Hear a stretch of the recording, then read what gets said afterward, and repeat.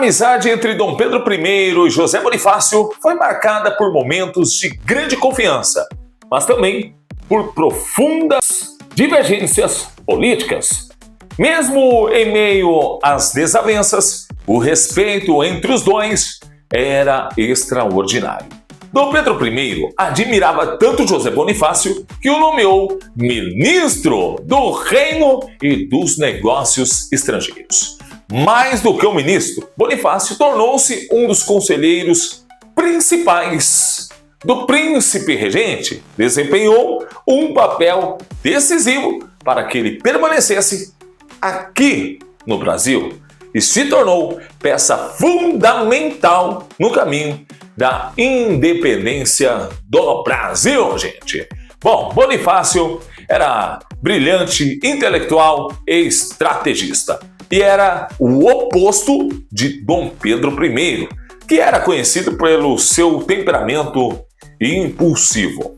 Era um dos poucos homens, olha só, José Bonifácio, um dos poucos homens que tinham a coragem de contrariar o príncipe e apontar os seus erros. Bom, pessoal, quando Portugal exigiu o retorno imediato de Dom Pedro para Lisboa, José Bonifácio enviou uma carta histórica e nela alertava que a partida do príncipe mergulharia o Brasil em uma revolução sangrenta e que permanecer era o único caminho para preservar a unidade do país. Em um dos trechos mais marcantes, ele escreveu: "Fique e faça do Brasil um reino feliz."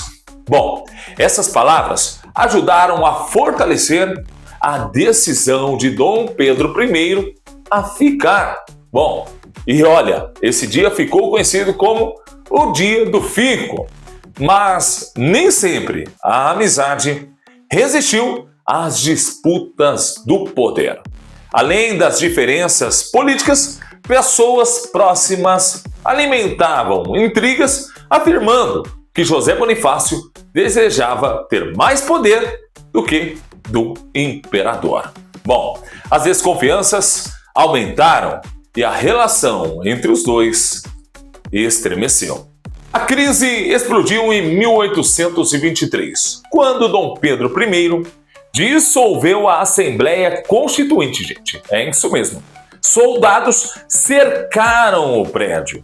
Bonifácio, junto de seus irmãos, recusaram-se a sair. Pouco depois, eles foram presos, gente. Isso mesmo. Foram presos e deportados para a França, onde José Bonifácio permaneceu até 1829. Mas, apesar de tudo o que aconteceu, a admiração nunca desapareceu completamente. Mas, mesmo admirando o imperador, Bonifácio tornou-se o seu opositor. Em cartas privadas, Bonifácio passou a fazer duras críticas ao imperador e chegou a chamá-lo de ingrato. Pessoal, e olha, e também chegou a chamar Dom Pedro I de burro. Disse o seguinte: que galantaria jocosa de conservar ao burro o título nominal de imperador.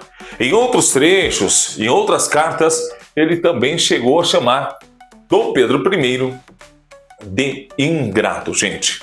Porque Bonifácio sentia-se traído, magoado e principalmente decepcionado.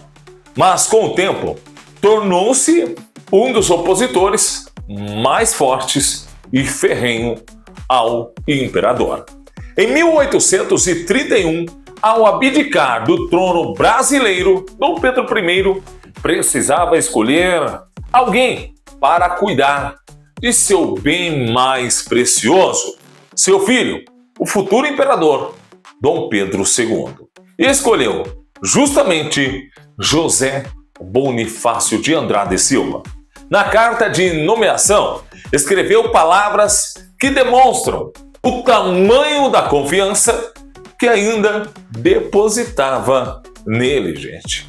Disse o seguinte: nomeio o tutor dos meus amados e prezados filhos, ao muito probo, honrado e patriótico cidadão, José Bonifácio de Andrade Silva, meu verdadeiro amigo.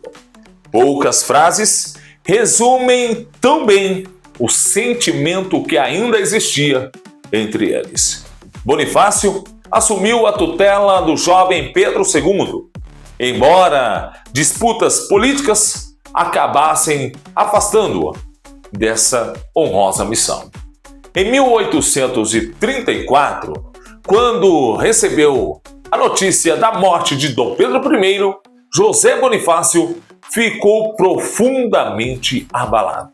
Existem relatos da época que afirmam que ele chorou copiosamente e foi pessoalmente ao Palácio Imperial comunicar a perda aos filhos do antigo imperador, demonstrando respeito e carinho, mesmo após tantos conflitos. E assim, pessoal, terminou uma das amizades mais importantes da história do Brasil, marcada por admiração, rompimentos e reencontro, mas acima de tudo, o respeito.